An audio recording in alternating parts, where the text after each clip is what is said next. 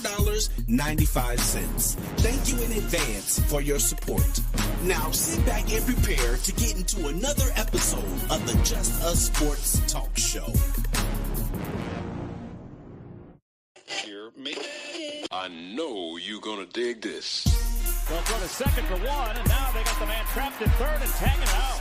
And 2nd and 2, handoff goes to McCaffrey up the middle, finds a little room, lot more room, and he's off to the races. Welcome to the In the Zone Sports Talk Radio Network. You're listening to the Just Us Sports Talk Show with your host, Kate Dix from Harrisburg, Pennsylvania, the small city with the large heart, and co-host Dana the Hater Clark from St. Petersburg, Florida. Also co-hosting, we have G-Dub from Austin, Texas, and finally, Murray E. Baskerville from Gotta Be More Careful, Baltimore, Maryland. These are your hosts, bringing you the ultimate in sports news for the ultimate sports fan.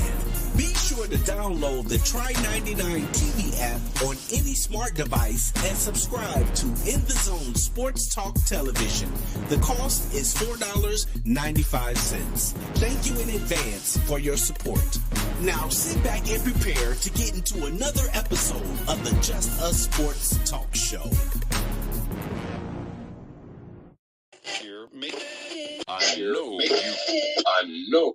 What's up, everybody? How y'all doing out there? This is K Dix, your host with the most, coming to you from In the Zone Sports Talk Radio. Waiting on my co-host, Dana, that coming into the house.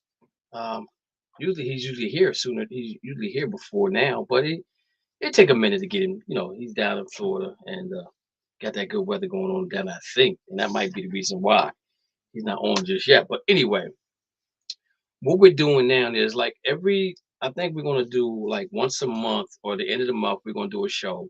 It's going to be on YouTube. It's going to be on Try 99. And it's going to be on our Facebook page. So we're going to give you all a little bit of what we're doing. So hopefully you guys can subscribe for the page and come join us live on TV, live on YouTube as well. Can you see that chat? I'm looking at what chat are we looking at? Because I'm looking on the page right now and I don't see anything. Tell me what chat we're looking at. Is it because I posted it in the In Zone page? I don't see anything on the In Zone page. And I'm going to let me see here. Let me see if I can get it here. Okay. I see I'm live, but I don't see anything on here. The chat. One person responded, but I don't see nothing online as of yet. So I just wanted to know if you could see the chat is working. Yes, I can see the chat. So if you got any questions, if you got any questions or anything dealing with the show, let me know. But tell me who you are first, so I can get friendly with you. You know what I'm saying? So I know who I'm talking to, know how I can talk to you, then know what I want to talk about when I talk to you. All right. So if you could do that, that'd be cool. Again, like I said, but we're going to try to do something different. We're going to try to do something different. At the end of the month, we're going to do a live chat. Oh, what's up, Jimmy? How you doing? We're going to try to do a live chat on the last Monday of every month with the YouTube and the Try 99 TV as well. So basically, it sounded like that was my man. Is that Dana out there? Oh, we got Columbus, Ohio. We got Columbus, Ohio out here on the line. Who's that from Columbus, Ohio? What's going on? Nothing much, Kev. It's your boy Matthew. What's up, brother? How you doing? I'm doing good. Been busy lately with going on to these sporting events, and for the most part, I'm enjoying that. Okay. What's up? What's on your mind? You got something you want to chat about?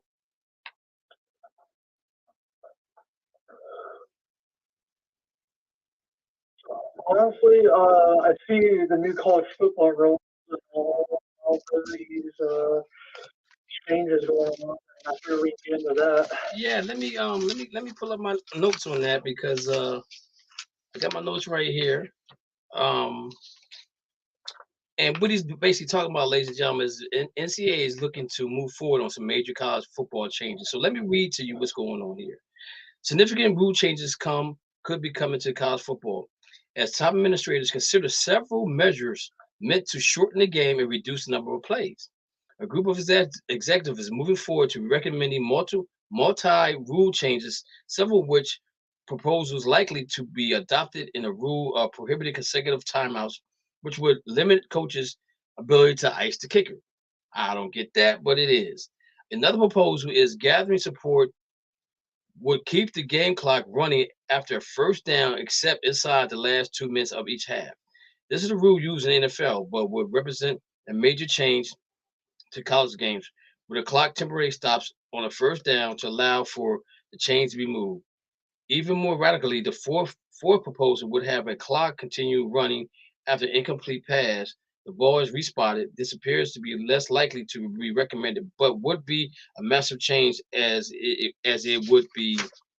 Um, the other proposals are part of ongoing effort to reduce the number of plays, both to limit the length of the game and lower the risk of injuries in players. A few other rules have sought to be accomplished same thing in recent years. It would be very interesting to see how college coaches adapt if rules are brought in line more with the NFL. The stop first down clocks have been beneficial to many offenses during the 2-minute drill and will certainly change the late game strategy. What more great sports stories? Subscribe for this on Free Letter. So those are some of the things that they're talking about changing. I don't have a problem with none of those changing because at the next level, that's what you're going to deal with. I like the part about not calling consecutive timeouts for the ice the field goal kicker. I like that. You get a timeout and be done with it. Now, I'm just saying that I'm okay with everything else but that. I'm okay with that too, but I don't know. To me, college football is way much more exciting than pro football because everybody's on the football field in college. Ain't a 5-star, 4-star, 3-star, 2-star. You got some guys as walk-ons. You got guys that transferred out to somewhere else.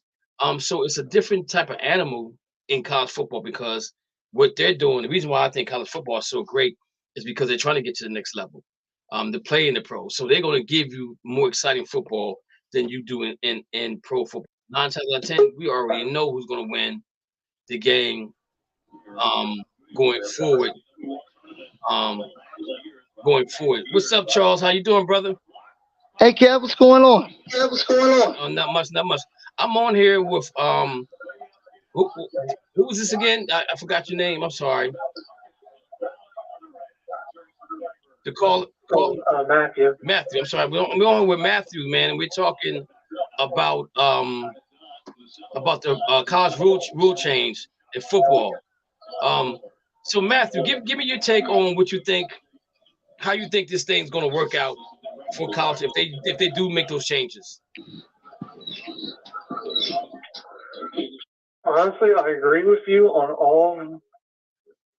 Well, but I feel like the effect's going to be the timing of the game. Okay. As I believe it will be a good thing for the West Coast teams, but not the East Coast and the Midwest teams when it comes to the timing of the game. Now, why would you say that? For example, let's say Ohio State plays Iowa at noon, and usually those games go up until at the earliest 3:30 because you get the halftime and all the other stuff going on at those campuses. Okay.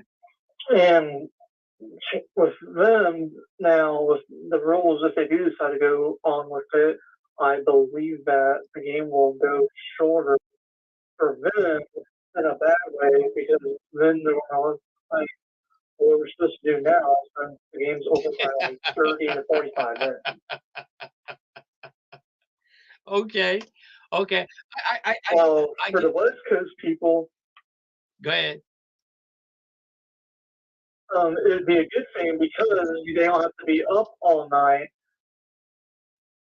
And it would help out with the East Coast people that enjoy the West Coast, like the Pac-12, the Mountain West, and so on. Okay. So let me now I'm gonna say this to you. If the games end quicker, then I'm still up. So that means I will take an opportunity to watch some more West Coast football because by the time West Coast football is on, I'm ready to go to bed. You know what I'm saying? One of the better games, I'm ready to take me a nap or I'm ready to go to sleep because my team has already played. And so I could care less who plays later on. So I get your point though. I really do get your point. That would be that's a great point that you made right there. Great point. Great point. Charles, what's your thoughts on them changing the rules in college football? Trying to make the game quicker. They won't be able to ice the kicker with 2 timeouts back to back. And maybe getting away from um um like when they get a first down and they move the chains and they start the clock up again. So they looking more to make it more NFL style football than just college football. What's your thoughts on that, Charles?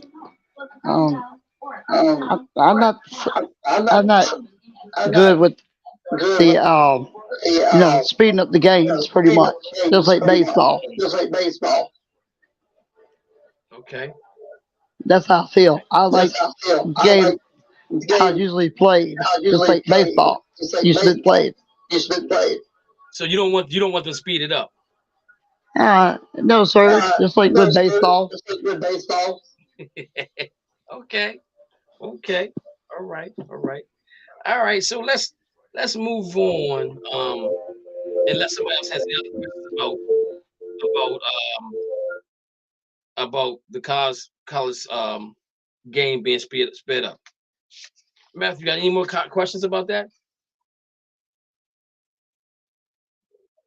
Honestly, no. Honestly, right now, I'm just gonna wait to see, and if they approve it or if they don't.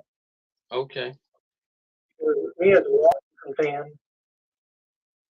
and then on TV supporting them all and waiting until 10:30, 11 o'clock, and Yes. then coming to watch the game until like 2, 3 in the morning. Yeah, that's tough. I'm hoping that if it does approve, maybe we can get this game ending at like 1:32 ish. Okay. Okay. All right. Real quick, the update on Luke is surgery went well with him. He's in recovery. He should be home really soon. Talked to Sherry the other day, and she said that he's doing well. There's even a chance that Luke could actually go back out and play baseball with a new heart. That would be amazing. That just lets you know how far technology has come from replacing a heart with another heart that will allow him to go out and still play the game he loves, which is baseball. And I hope that I hope he gets the opportunity to do that. Because that's something he loves to do. You know what I'm saying? And that just goes to show you how much technology has come to the forefront. When I remember when I don't remember when, but I remember when they wouldn't even do a heart transplant because they didn't know how to do it, but they worked at it, and now they almost got it perfected. You know what I'm saying? So again, we still got you in our prayers, Luke. Make sure you get back to this side of Pennsylvania and have a healthy life. And if you get the chance to play baseball, we all down for you. I'm gonna definitely come and check you out. I'm gonna come to see a live game. So I want to give you an update on that right there. Real quick, in the world of sports right now, we have in the NBA, we have the Miami Heat playing the Philadelphia 76ers, got Boston and New York. We got Detroit and Charlotte. We got Orlando and New Orleans um, for for basketball. Also, we got March Madness coming up as well. So that should be a great thing coming forward, March Madness. I really look forward to March Madness. I like March Madness better than I like anything else. I think sometimes with college basketball, you get over inundated with too much. It's just too much basketball. And it's weird. Basketball is my first love, but I can't sit and watch basketball like that every day. But now you know what? I can sit and watch football. You know what I'm saying? Football is not my first love, but I can sit and watch 2 or 3 football games. But for some reason, I can't do basketball like that. I don't know why. It's just one of those things. It is what it is. All right. So moving on. I'm waiting on Dana to get here. I'm just leaving my brother's house, going to my dad's house. Sit down for a while. Okay, so he's in transit right now. So, what I want to talk about, guys, real quick, is I want to talk about the coaches in the NBA that are on the hot seat. Okay, and as we know, Nate McMillan got fired from the Atlanta Hawks, and they just inked a contract with Quinn Snyder. And I'm gonna say this. Um, I don't like how this went down, but it goes to show you that players still rule the NBA. Um, I'm not a big Trey Young fan. I'll be honest with you, because I don't think Nate McMillan was asking him to do was play some defense. He's rubbed a lot of his players, a lot of his teammates the wrong way, and you've had some players that said they want to leave because of Trey Young. They went out and got Quinn Snyder, and I think Trey Young had it okay on this. He had to check that box off for them to bring Quinn Snyder in, which is he's an excellent coach. I just think when he was out in Arizona, when he was out in Utah, he was a little burnt out, and I think that's why he took some time away from the game of basketball. But I don't know if he's going to change the culture with this team team is built around. So guys, some more sad news. I don't know if Dana's going to be on tonight. Someone in his family passed away. So can we give Dana Clark some love and some prayers for his family? I'll find out much more later on and let you guys know what's going on with Dana. If you want to give him a shout out, if you want to inbox him, let him know that you care about him. We definitely will do that. And again, Dana, we're here for you, man. If you need us.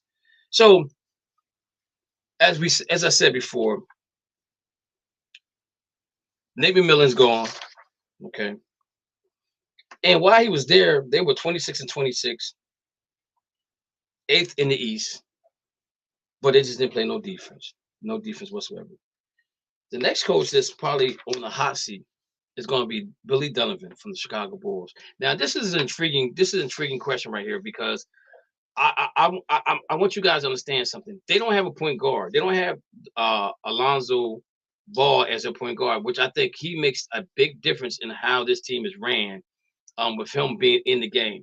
Now, they're saying that the situation with his knee is really critical because he's not played half the year last year, and this year he hasn't played at all. Okay, because the knee is not getting better with the rehab. So there's a problem there. So I'm like, if they just gave Billy Donovan an extension, so I don't know if Billy Donovan should be a coach that should be fired, or should they give him another chance, moving forward to next year. Charles, what's your thoughts on that? Billy Donovan, he should stay as a coach. Why do you think he should be on the hot seat list anyway? What reasons do you see him being on hot? Because they must have believed in him, because they gave him a new contract at the beginning of the year. Correct. So what are they saying now that they didn't see before that maybe puts him? You got me. Bulls been going through a bad season this year. A lot of injuries, a lot of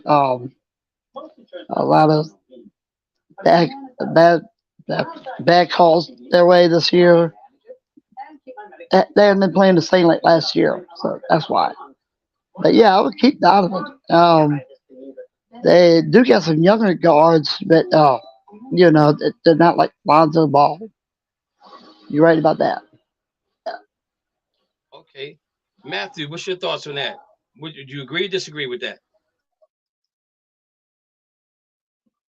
I definitely agree on it. For the most part, basically once that injury happened, I believe that he cannot control the team chemistry when it comes to injuries. When it comes to the regular roster, he can do it well, but when it comes to injuries, it's going to be tough for him to get that chemistry going the way that he wants it to. Okay. So now, currently, their roster, they're sitting at 23 and 27, 11th in the East. Overall record with the Bulls since 2020 to 21 is 100 to 104. So there is some issues going on there, and I think a lot of it has to do with them not having a point guard. So just read.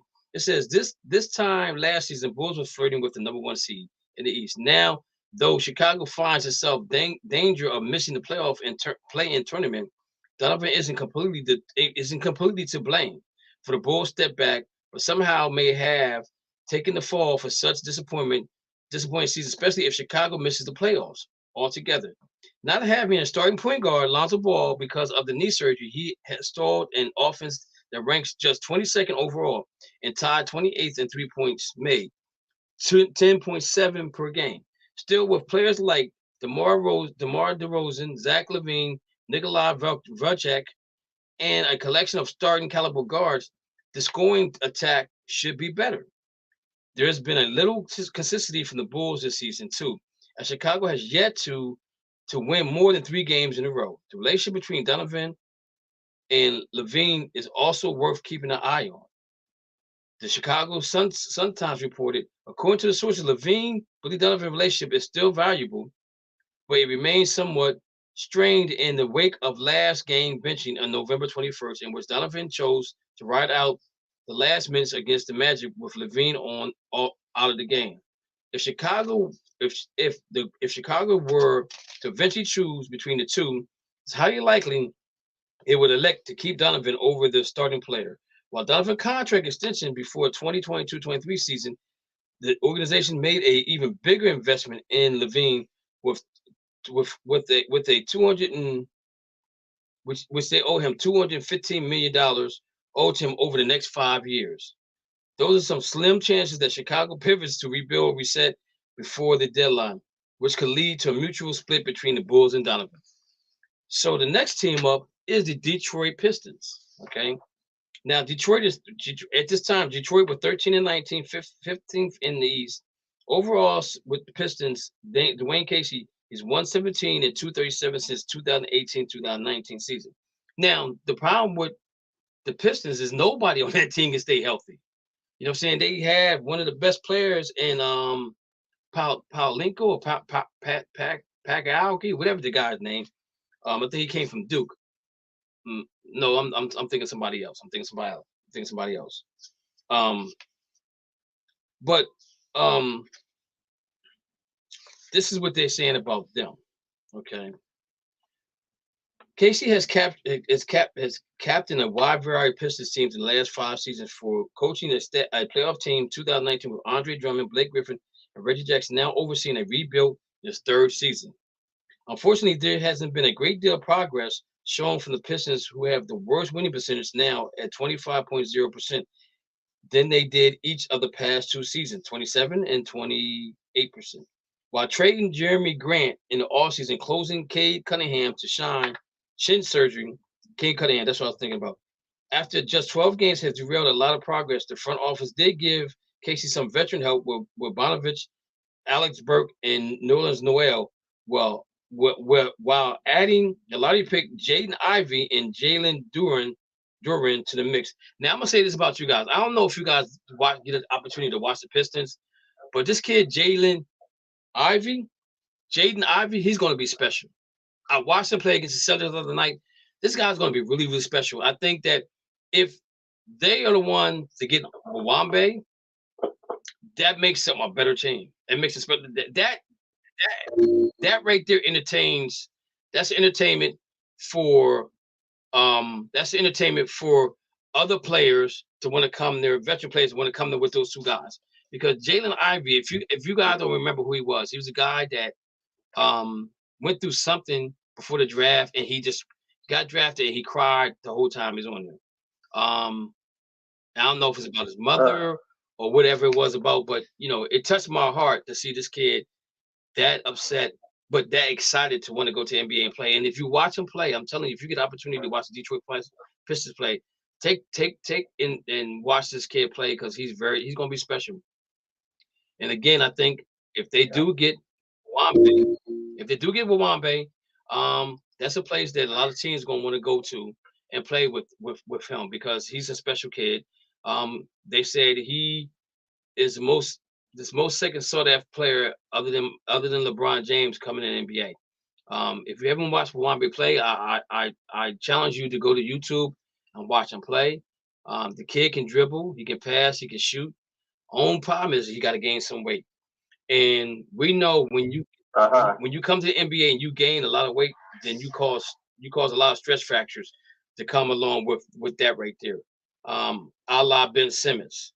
You know what I'm saying? So if he does go to Detroit, they got to take their time with him. They got to build him up. You got to build him down to build him up.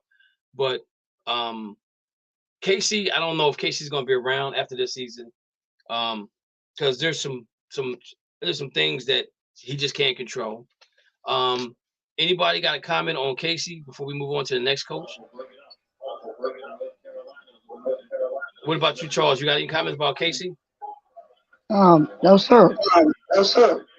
Okay. But I do like the young talent for Detroit. Yes, I do. Very, I love that. I love that. Durant. Anybody else got any comments or concerns for? Just happy with the Pistons also. Lawrence did get his contract buyout today, so chances of Casey being on that top of the list, he could be number one on the hot list by the end of the year. Wow. Yo, Noel. If you're out there, bro, Earlier today. if you're out there, New Orleans, you know where you need to go, baby. B-Town. Come on to Boston. Get on this trip, baby. Get on this trip, Nolan. You know you always want to be a Celtic anyway. You're from the area, if I'm not mistaken. Come on up there, boy. Join that green team. Join that green team, baby. Come on. Next on the list is is Nick Nurse, which I'm kind of shocked at this. I'm kind of shocked that Nick Nurse is on the hot seat. He's got talent. He just don't have a superstar up there, or let's say an all-star. Van Vliet is the guy up there, but they got the young boy up there that can play basketball as well. But I'm really shocked at how their season turned out. Fortunately they're 23-30. Pascal Siakam and OG Mbawambi was, I thought, a guy that they was going to look to trade. They got the young boy and Scotty Barnes. So maybe his coaching days in Toronto, it may be over with. And maybe Van Vliet is not the center. I mean, not the point guard that they thought he could be moving forward with this team. So those are some teams that got coaches on the hot seat. There's a couple other teams out there I think is on the hot seat, but they're on the hot seat. But we're not gonna find out about them until the end of the year. I'm just gonna run down the list of who I think is probably gonna be on the hot seat at the end of the season, unless they come out and win a title. Straightforward, I'll be honest with you. I think that the Sixers coach, he's on the hot seat because he can't beat Boston. Regular season on the playoffs. Joe Embiid, who's your daddy? Say the Boston Celtics. Washington Wizards coach could be on the hot seat. Charlotte Hornets coach could be on the hot seat in the East. Those teams I think going forward could be on the hot seat. I really don't see nobody out. The coach for Houston.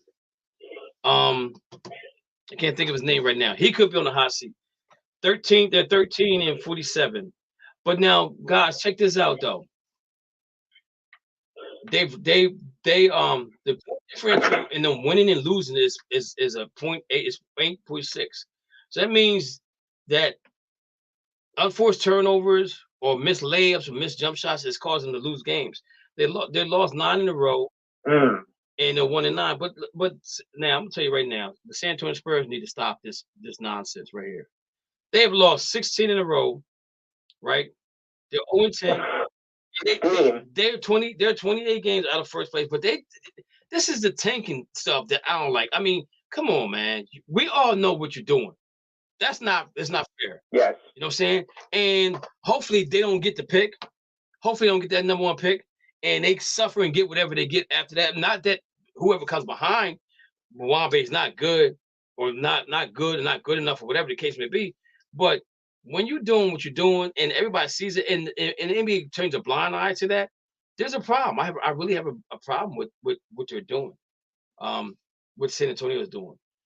Oklahoma City, they're a good team, but their record is 28-32. But they're a plus. They're the only team that's in the bottom of the barrel that's a plus 1.2 scoring. So they scored 117. The other team scored 116. So again, it goes down to possession at the end of the game or possessions within the quarter, the first quarter, second quarter, whatever the case may be. It comes down to that. It comes down to that. So those are my thoughts there. Lou, how you doing tonight, brother? All right. All right. And I thought there was somebody else that came on. Who we got? Yeah, it was me. Who we got from Washington, D.C.? Yeah, there's nothing but Rousseau. Oh, what's going on, brother? Hey, Rousseau. What's going on with you? We're good with that. Hey, before we move on, because we got Rousseau on the line, and he is a big Washington Commanders fan. Oh yeah. Why is my man trying to Jew him out of more money to sell the team? Well, here's a little thing. Daniel Snyder does not like Jeff Bezos, and he's blocking him from buying a team.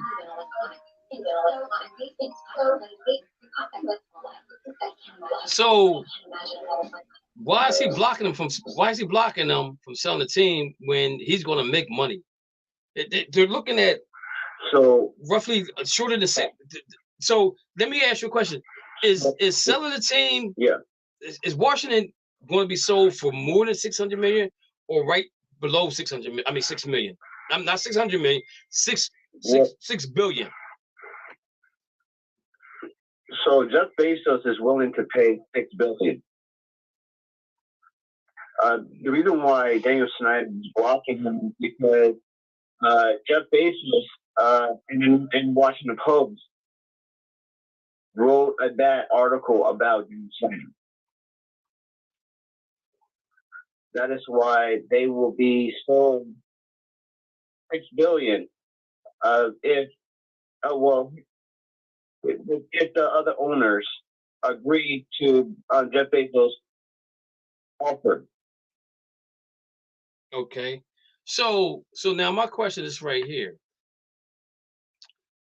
What does this tell young America about a guy who has did so much to so many people and been disrespectful to females all across the country, all across the world, to cheerleaders, to fans, to people in the office, that he gonna sell a team and make a profit? Why are nobody asking him to donate some of that money to some type of charity? Well, he's a billionaire, just like the other owners in this league are billionaires. And I'm pretty sure that he does have a charity foundation that he supports and contributes to.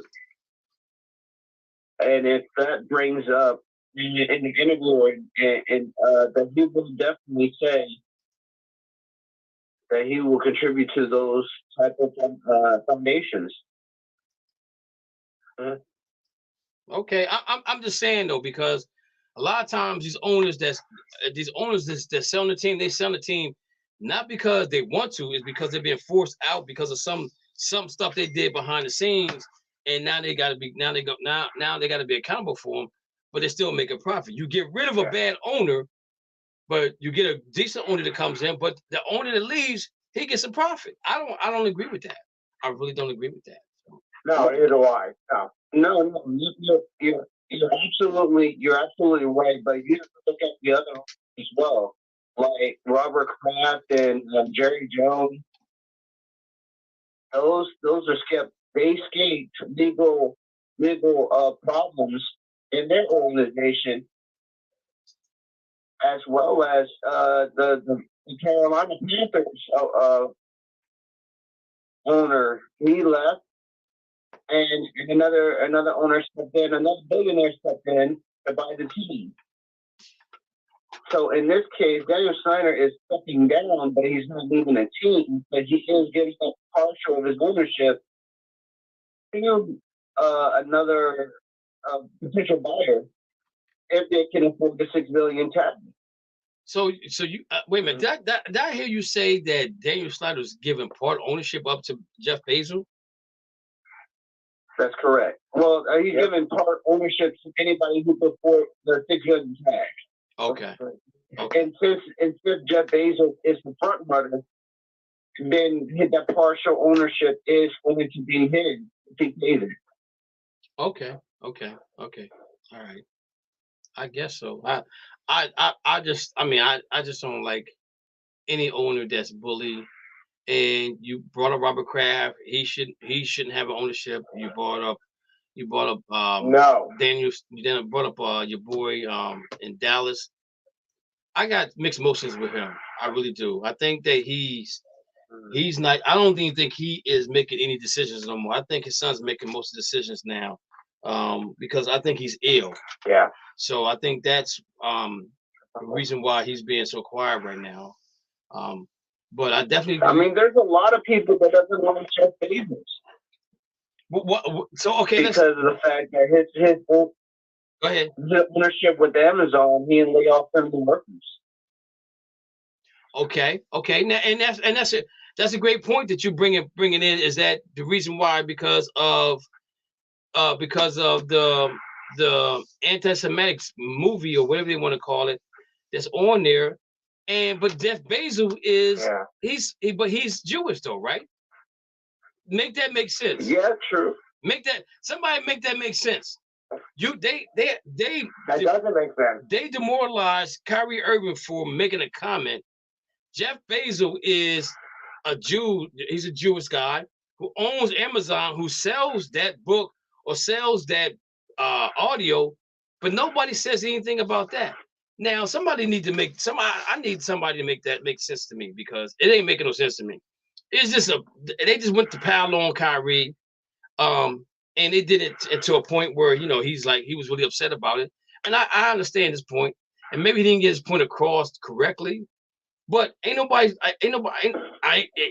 hear nobody saying I'm not buying no more Amazon. I'm not to go Amazon and buy nothing. I'm gonna stop buying Amazon because Jeff Bezos has that book or that audio book out there that Kyrie Irving got demoralized for, and he's Jewish. But you know what, though? I'm gonna say this. I'm not, no point intended, but money is more than anything else. Money rules the world. Yeah. Bottom line to that one. So I get your point about Jeff Bezos and the whole situation about them, maybe him owning the Washington Commanders. So I can go along with you on that. I can totally go along with you on that. You know what I'm saying? I'm glad you brought that point up, because I probably would have skipped over that, but it is what it is. So getting back to some basketball.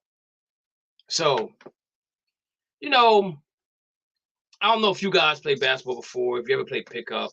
You go to the park and they go, I got winners. I got next up, and I want to pick this guy, that guy, this guy, that guy, and then me. That's my start. That's my five. I'm gonna run with.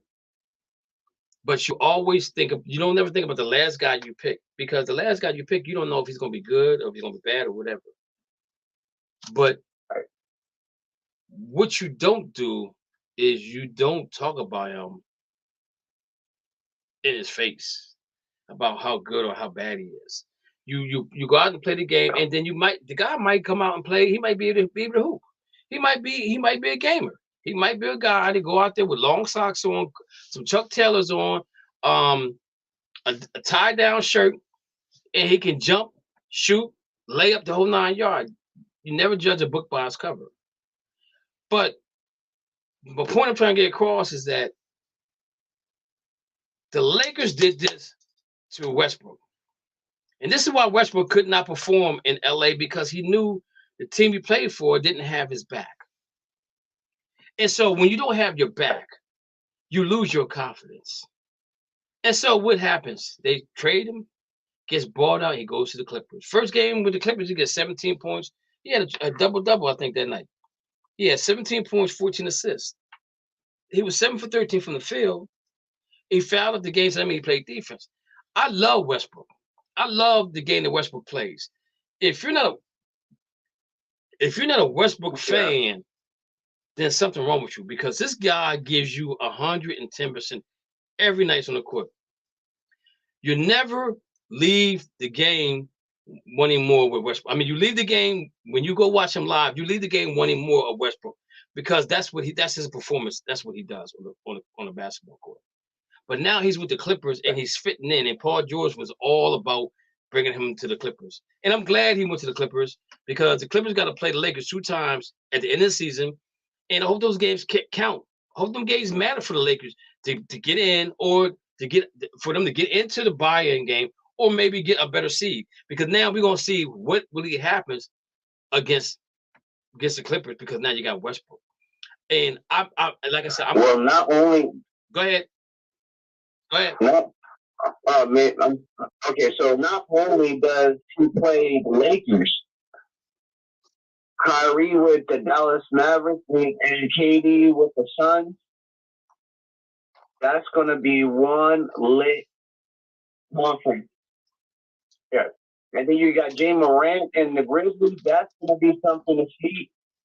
The rivalry versus LeBron and John Morant, that's going to be something to see. Yeah, it definitely is. The West is stacked right now. The West is stacked. You know what I'm saying? More than the East for sure. They're stacked. And I think the reason why they're stacked is because nobody believes in the Boston Celtics winning an NBA title. And that's why. And I think that's why everybody that pretty much went out west instead of staying in the East. You know what I'm saying? If you think about it, everybody that got traded got bought out. Nobody got bought. The only person that got bought out that stayed in the East was Kevin Love. And then Jay Crowder got traded to Milwaukee Bucks. So those 2 guys were the only 2. But other than that, most guys, they stayed out west and said, yo, we're going to ride this thing out west, and we're going to get this thing done. So talking about that, let's look at it. It says NBA teams, every NBA team biggest question down the stretch. So I didn't know we were going to have Matthew, who's your basketball team? Currently, right now, even though it's not this, I gotta go with Portland. Portland Trailblazers. Okay, so we're gonna talk about them. And Charles Newcomb, he's a big New York Knickerbocker. Hey Charles, did you ever have a pair of Knickerbockers? Let me unmute him. No, sir. No, sir. So you never had no Knickerbockers? No, sir. No, sir. All right, Charles said he never had no Knickerbockers. So we're gonna talk about them. We're gonna talk about some of the teams real quick. First up is the Boston Celtics, my club. And our concern basically is, will Robert Williams III be there when we need him to be? To me, that's the biggest concern we have right now, is can he stay healthy throughout the season in the playoffs? That's really our biggest concern. I was hoping that we would probably end up getting a big man to buy out, but we got Luke Muzelic, or whatever his name is, from OKC, who's a good shooter. I don't know if you guys had an opportunity to watch them play against Milwaukee, where Jalen didn't play, Jason didn't play, Smart didn't play, Al Horford didn't play, Robert Williams didn't play. The starting 5 did not play, and they took Milwaukee Bucks with Middleton, with Giannis into overtime with the bench players. So that, to me, that builds some confidence up in that team to be able to compete with whoever they compete with. You know what I'm saying? So that's the team that's my team. So the next team up, we got again, like I said, we talked about the Detroit Lions. I think Ivy's gonna be a very exciting player to watch going forward. We don't have no Houston Rockets fans on the board, no Pacers fans, no Clipper fans. No. With the Lakers, they just got to win to get in. Simple as that. They got to win to get in. What happened to the Nets? What happened to the Nets? They traded it. Well, look, I mean, okay.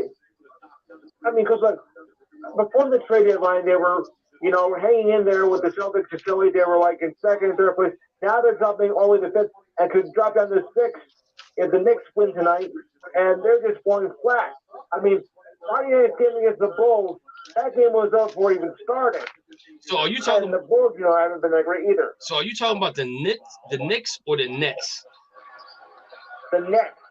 Oh, what's wrong with the Nets is they got rid of the best players they had on their team. That's what happened to them. I thought so. Absolutely. Yep. So Mr. Charles Newcomb, let's talk about the New York Knicks. Tell me something about the New York Knicks that we don't know going forward. How they gonna handle this thing? Yeah, keep it down on Jalen Brunson. And RJ, if he steps up. And Julius Randle has been playing hard too. Yeah, he hasn't missed a game at all this year, has he? I like Randle. And Randle's also been shooting the three-point shots. Yeah, I like Randle too. I've always been a fan of Randle. I always have been a fan of him. So let me ask you a question: Does the Knicks, do they need to count on RJ Barrett to get them over the top, or do you think Jalen Brunson can do what he got to do? I mean, you guys won 5 in a row, right? Y'all one of the hottest teams in the NBA, other than Milwaukee Bucks. So do you think that RJ Barrett can be that guy for y'all to push y'all forward? We got a three. Brunson, RJ, and Randle. But Mitchell Robinson got to be healthy too. Okay. Brunson's the guy. I totally agree with you. Could have been a 3. So, Matthew, you a Portland Trailblazer fan. Your boy just dropped 71 the other night. 71. And he did it like smooth as a baby bottom. It was so smooth.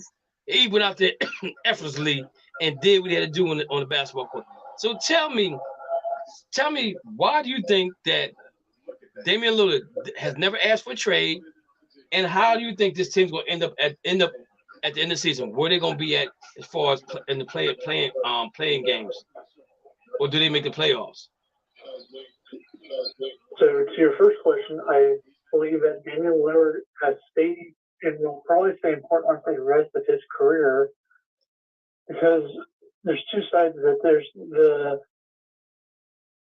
in the ring and from the super team, and then there's the I love the ownership and the fans, and I want to try and get whoever I can and try and develop them and see what we can do here.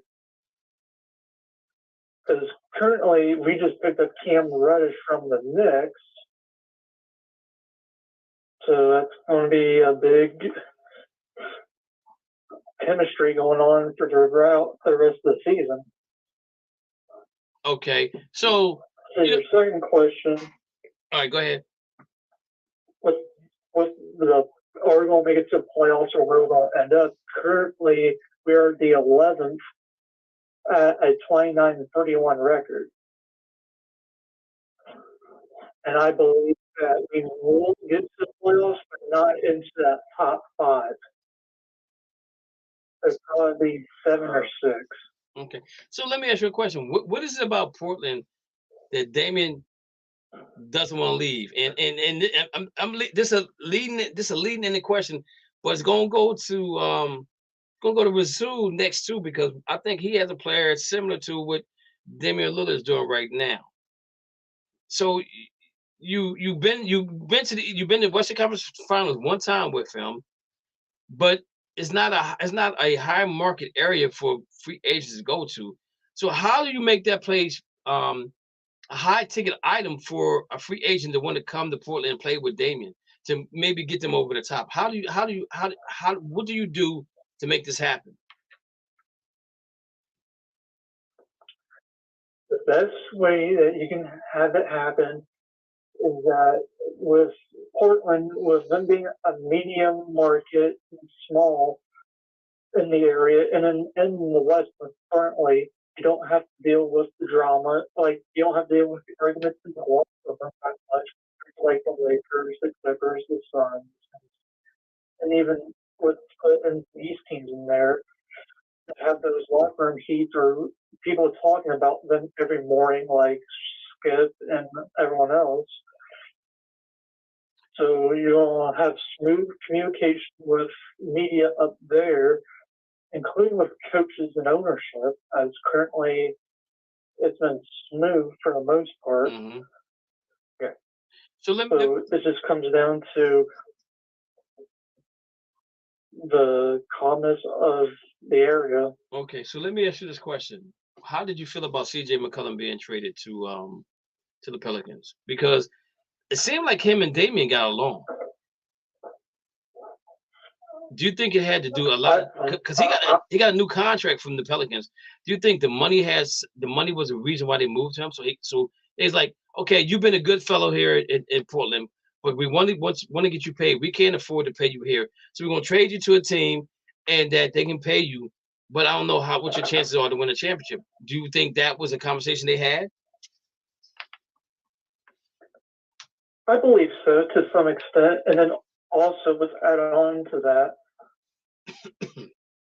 as I believe that Damian and CJ did what they can together, and they realized, hey, we can't do this together. Maybe you can go somewhere that you feel that your chemistry can work with other players that have the same chemistry as he does.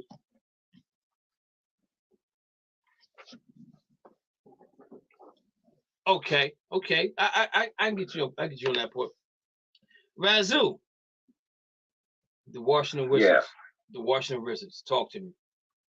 Why in now Bradley Beal's name's coming up there? Maybe he's going to ask for a trade over the summertime. Number one, why is Bradley Beal staying there? And me and you had this conversation before, and I lost the bet because I just knew he was leaving. But why you think he's still staying there? And do you think he might ask to be traded over the summertime? The NBA is kind of frowning on these guys getting these big paychecks and asking to be traded now, and they want to go to they're asking to be traded to certain teams. So my question to you is right here.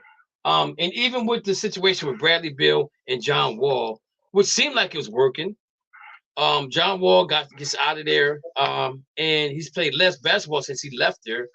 But talk to me about Washington and where you see the future of the Washington Wizards going. Those are great questions. So let's start with Bradley Beal.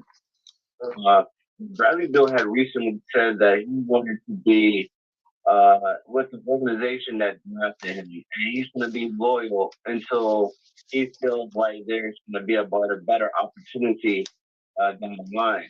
That's why he stayed with the organization. Now, there have been rumors stating that he wants out, and that's not the case. That's what people around journalism saying, that he needs to go because he's not getting the type of wins that he deserves. But Bradley Beal is a more player, and that's why he's staying with the organization. As for John Wall, John Wall was ousted by Tommy Shepard, the GM, because he didn't like the game signs that he threw up when beating teams like the Hawks, the Chicago Bulls, the Knicks, the Nets, the Charlotte Hornets. He didn't like the showboating that John Wall was doing. So that's why he cut him. In this case, the reason why that deal got the Magic deal, because Thomas Shepard didn't want the stigma of him breaking up the team of the backcourt of Bradley Beal and John Wall, who was the best tandem in the East some years back. Okay. Because my thing is, you don't see this too often where you have two players in NBA that are dedicated to one team, and I admire them for that. I really do admire them for that. But at the end of the day, did you come in the NBA to make money, or did you come in the NBA to win games and win championships? Because at this point in time, we got players like Ben Simmons, who's getting paid and can't shoot a lick. Yeah, Ben Simmons. I'm calling you out. I don't know why he's getting paid. I'm calling you out, Ben Simmons. You can't shoot the basketball. But Razoo, I'm gonna say this about Ben Simmons. I told the Philadelphia 76ers fans this when they first drafted him. Oh, I was called a hater. I was called, I don't know what I'm talking about. Yeah, you got sports podcasts and you have no idea what you're saying about Ben Simmons, and Ben Simmons is gonna be this and Ben Simmons. I'm like, yo, did you watch Ben Simmons in college? And I said to myself, did you watch him in college? And he's like, yeah. I give you. I was like, go ahead. I give you one better. Lorenzo Ball. Well, I'm gonna say this about this guy cannot shoot. He's gotten better, but he's in the fifth magnet. He's gotten better. He's gotten better with his jump shot. It's just that he can't get. But that doesn't mean anything. He can't ball. But the thing about it is, with UCLA, he might have did some things in UCLA. Well, he wasn't. I'm a UCLA fan, okay. But I'm gonna say this to you: when they played against Kentucky, DeAndre Fox ate him up alive. Right. You know what I'm saying? Yeah. So I saw that coming. Go ahead, Lou. Yeah, I mean, you say ate him up. It's like for breakfast, lunch, dinner, they ate him up all right. And so after seeing that, I was like, yo, is he really ready to be a Laker? Is he really ready to come in the NBA and be that guy you need to be? I think a lot of that stuff with Alonzo is, I think it was force fed through his dad. Now Melo, he's a baller. Yeah. He's definitely a baller. But Lorenzo, Melo can kill him. Yeah, but I'm gonna say this. But Lorenzo, he has worked on his jump shot. He's gotten better, but he just can't get on the floor. You know, with the bad knee, he just can't get on the floor. And we don't even know if he'll ever be able to play the game of basketball again, which is sad because that's a game that he loves to play. You know what I'm saying? But an injury like that is gonna cause him not to be able to play. But Ben Simmons don't have no excuse, man. I told the Sixers fans, don't draft him. Oh, he gonna be the next Magic Johnson. I said, don't draft him. Yeah, right. Oh, he gonna be the next Westbrook. Don't draft him. I said, I told the one dude, I said, look, do me a favor. I said, just go Google him in college. I said, go Google him. He's gonna be another Lance Johnson. And when they did check this out, guys, when they did the interview for Ben Simmons, he was sitting on the couch with his friend. And they said when the Sixers got the #1 draft pick, I don't know if nobody can see my lips, but I'm gonna move my lips on the camera. And he says, and he moved his lips and said, I want to be a Laker. I said, oh my Lord. I said, no, he didn't. He sure enough did it. You know what I'm saying? And then he suckered the Sixers into getting him a contract extension because he was going to leave anyway. He was going to leave Sixers. He was going to leave the Sixers if they didn't give him a contract extension. He suckered him to get that money, right? They trade him, to Brooklyn. He goes to Brooklyn and he's just there. He's going through the motions. I don't know the guy personally, but I think he loves the fame and the fortune of the game of basketball. He don't love basketball. And sadly to say this, I think we're going to see. I think we're going to see a lot more players like that coming in the league, more so for the money and not for the love of the game. Charles, would you agree or disagree to that comment? Give me a second here. Give me a second. Get you on here. Okay. Would you agree with that, Charles? Well, let's go back to the Lonzo Ball for a minute. Big Baller is the one that boosted him up. Yeah, Big Baller, AKA. Yo, do they still got sneaker deals? I wouldn't know.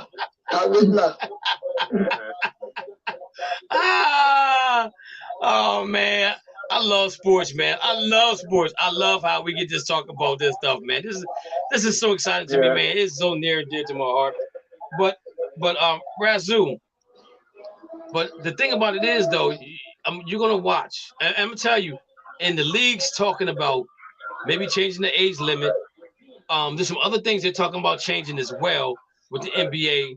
But I'm gonna say this to you: when they go back to when they go back to bringing in younger guys again, they're not physically fit to be in the NBA. They're not gonna last long. Look, I mean, let's look at LeBron James. Okay, 38 years old. 30. Oh man, 38. And the money he spends on his body, like last night when he fell, he said, "I heard something pop." I said, "Oh man." I said, "This can't happen to him." I'm not a big LeBron fan, but I like watching him play. But I was like, "Yo, he can't be hurt right now because they need him to make this run." I want to see them make this run. You know what I'm saying? Because I want to see them get in the playoffs and do like the Dallas Cowboys and lose. You know what I'm saying? That's the most enjoyment I can have. Is seeing the Lakers. Seeing the Lakers get in the playoffs and lose. You know what I'm saying? But yo, for this guy to be as good as he is, to be as great as he is at the age he is, it's incredible. Luka already said, he said, "I'm not playing that long." Man, you got to be out your mind. Because you know why? Luka like drinking beer. He a beer drinker. Yeah. You know what I'm saying? So he's a beer drinker. So LeBron may sip on some wine every now and then, but this dude's always in the gym. He's crazy in the gym. You know what I'm saying? So you got to give him credit for that. What we seeing from LeBron, we probably will never see again in our lifetime. Somebody else will come along, but we might not be able to see him. You know, because how incredible he is to do what he does at the high level that he does. What about Devin Booker? Oh no. He's not that bad either, you know. Nah, okay. Devin's nowhere close. Nowhere close, bro. Sorry. Yeah, Kevin Booker's not gonna do that. Yeah, Booker's nowhere close. He's nowhere close. Nowhere close. I'm sorry. I can't signature on that one. You know what I'm saying? And I'm saying, okay, like even like they did a thing with Jason Tatum. Jason Tatum would have to play to year 20. They say 2035 or something like that to get close to where LeBron is, because and the reason why they said that is because he shoots a high volume of three-point shots. So that's why he would get there. But again, even with the LeBron situation, he shot a lot of three-point shots too, but not as many as Kareem Abdul-Jabbar did. Kareem shot one. He was 1 for 16 in his career. You know what I'm saying? If the three-point line was prevalent when he was back in, I don't think nobody would come close to what he was scored in the NBA. I'm not talking about no college. I'm talking about the pros, because back then you went to college for 4 years. You know what I'm saying? It was just, that's what it was. And was he good enough to lead the pro? Was he good enough to lead college prior too? Yeah, he probably was. But he stayed all 4 years. You know what I'm saying? But again, if you take the three-point shot and you put it in Kareem Abdul-Jabbar's arsenal, LeBron don't even come close. But that's not the case, and LeBron has won the NBA title. Let me ask you guys a question. Should the MVP of the NBA should he average the most points, or should he score the most points? Because now we have a conversation about guys scoring more points, and their average is not the same, but they score more points than the next guy. So let me tell Matthew, what's your thoughts on that right there? Do you think the average is better, or scoring more points is better? Which one you think? I feel like the average is better because if you look at like a regular season, you can compare, okay, did this player do better than that player in November compared to March? Okay, so I'm gonna play. Like, I love the comparison by average than I do by game. So Matthew, I'm gonna play the devil advocate on this one. On you. So a couple years ago, I think it was the Admiral needed 55 points to win the scoring title. Charles, correct me if I'm wrong. Was it the Admiral? Was the Admiral that needed that? You remember, Charles? No, sir, I would not. No, sir, I would not. Okay. I think it was the Admiral that needed some points, needed 55 points to win the scoring title. And he scored 57 points to win the scoring title. So that's why I don't agree with the average. I understand it, but I don't agree with it because he went out and scored all those points so that he could win the scoring title. You know what I'm saying? But at the same token, though, he didn't have the most points. You know, so what they did was they came up with another scenario as far as what the NBA should do. I don't care one way or another, to be honest with you. I just want to get your take on it. Lou, what you think is more important, total points or average points? I was going to say 12 points. I always thought that was the key to get the MVP. Average is important, but I think scoring points is more. I mean, because that's I think gets the title most of the time. Okay. So I think points is the most important. Rasul, what's your thoughts? Definitely, average is more important than score more points because when you look at playing in the playoffs and the finals, you go based on average, not how many points you score in the game. Okay, Mr. Newcomb, what's your thoughts on that? Is the average points better or more points? How about overall player that leads their team to wins victories to the playoffs and possibly a championship. So an all-around player, pretty much. So let me ask you a question. Do you think the MVP should just be for the season, or do you think the MVP should be not announced until the end of the playoffs? Because if you do the MVP that way, then the MVP is coming down to maybe one or two players that's playing in the NBA Finals. So do you agree with it that way? I agree with you to the whole season, including the playoffs. Okay. And that's different. That's different because then you knock out a couple players that does like the Joker. You know what I'm saying? Who's probably going to end up winning MVP again. This dude's incredible. Oh, yeah. He's incredible, man. He's to me he's Larry Bird. He's Larry Bird 2.0 with a better three-point shot. You know. I'm just saying, guys. I'm just saying. If you get a chance to watch this guy play, he definitely gets it in. And so I mean, we all have different opinions about the scoring title, how it should be done.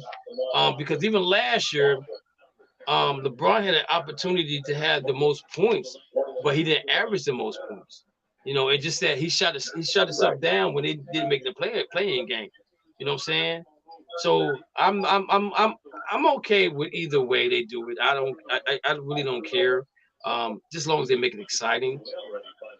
So my next question to you guys, Mr. Newcomb, how old are you? Oh, we lost him. Well, here we got him back. Let me see if I can get him back. Okay, try to get him back. All right. So right now, Matthew, how old are you, Matthew? I'm 20. Okay. Razu, how old are you? I'm 45. Lou, how old are you? You want that in human years or dog years? I prefer human. 53 next month. All right. Mr. Newcomb, how old are you? 50. Mr. Newcomb's 50. I'm 50. I'm 58. Okay.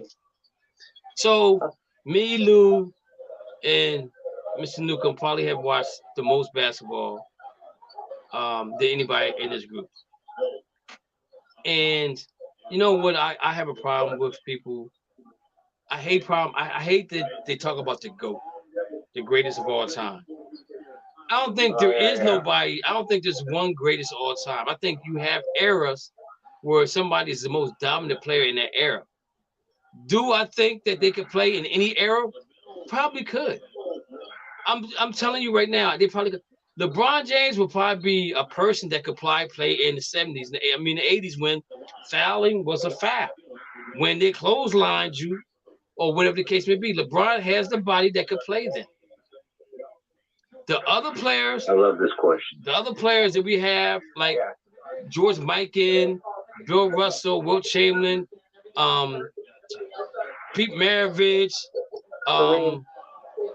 Pat Riley, those type of guys could probably play now. Because the game, to me, is much easier now.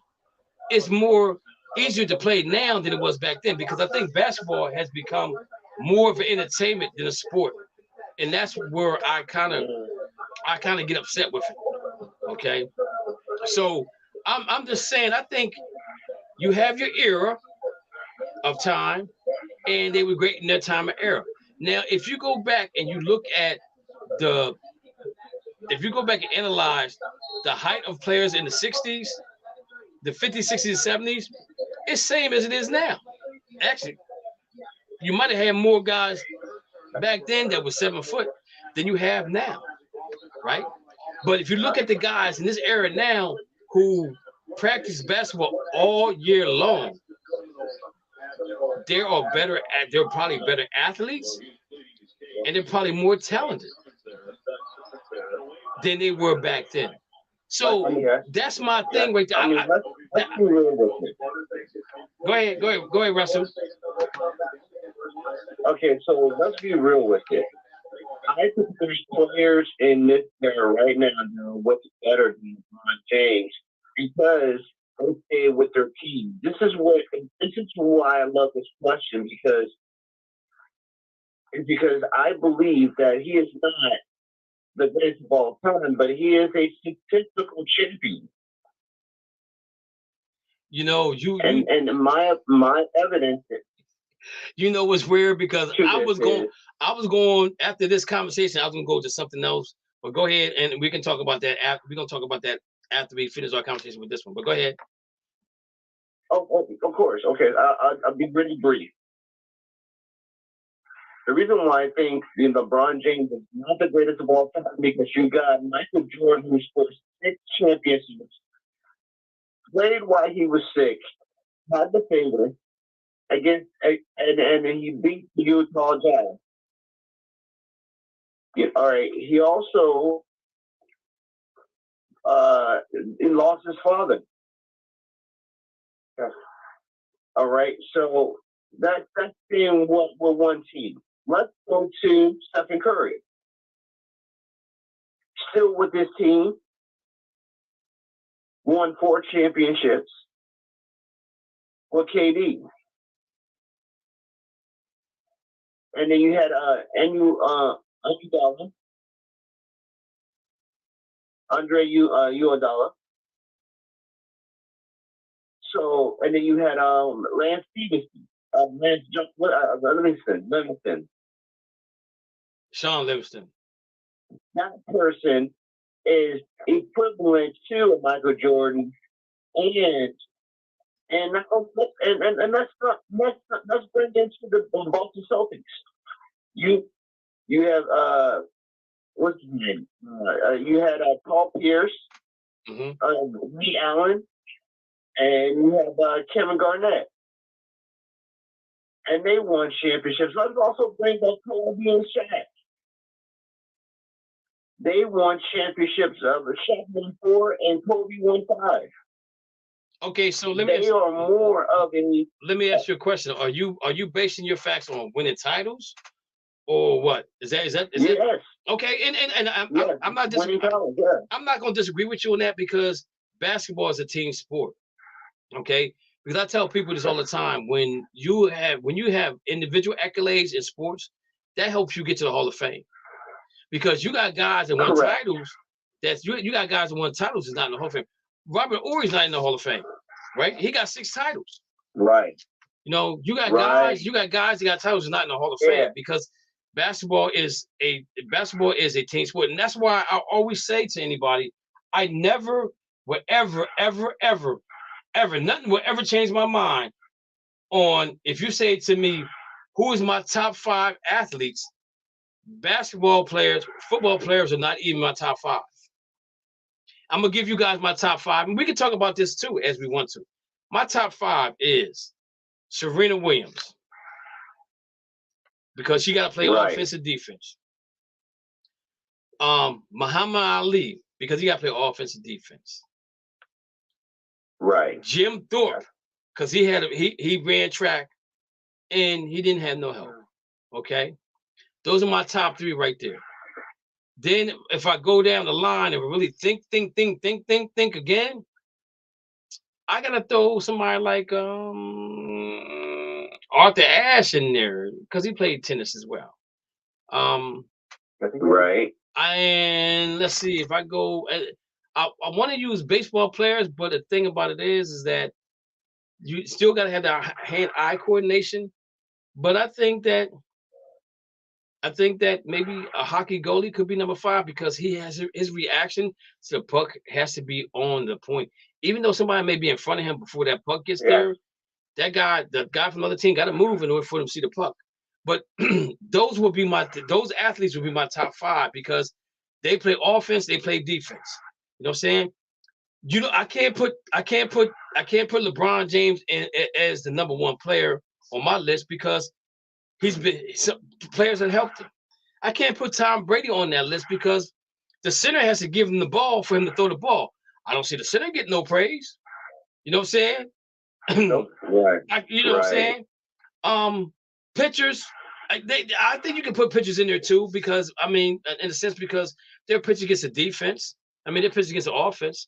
And if you got the hand-eye coordination to hit the ball, then you're good. You're straight. You know what I'm saying? But that's why I can't. That's why I could never put any basketball, football players in my top 5 because somebody's always helping them achieve their accolades. Okay, Kev. Let's do this. I'm gonna put you on the spot. Mm-hmm. Top 5 all-time NBA champions. My top 5 all NBA. And let's see if LeBron is going to be in your top 5. No, he would not be in my top 5 champion as far as team champions or individual champions. Really? No, team champions. No, he's not in my top 5. And even though, even if people can go back and say, well, they were down 3-1 to the Golden State Warriors, but let's remember that Draymond Green got suspended for a game that LeBron James said, "Oh, I ain't had nothing to do with him getting suspended." You know what I'm saying? But before that, he's like, "Yeah, he should be suspended." But I think that he should not have been suspended because that changed the whole channel of that game around. You know what I'm saying? And even at the end of the game, Kyrie Irving hits the shot, not LeBron. Right. You know what I'm saying? Right. So I can't put him in as far as their team is concerned. Now I'm gonna say this: I think that the team that he took to the finals the first time, that was great, but they didn't win. So I can't say that they won my top 5. Yeah, because the Cleveland Cavaliers lost to the San Antonio Spurs 6 straight years. Exactly. You know what I'm saying? So and I mean that's my opinion. That's how I feel. I'm not saying anybody's got to feel that same way, but that's just my opinion when it comes to team sport. I'm a team sport guy. I've never been an individual basketball player. I mean, I've never been an individual player follower. Now, my favorite player was JoJo White.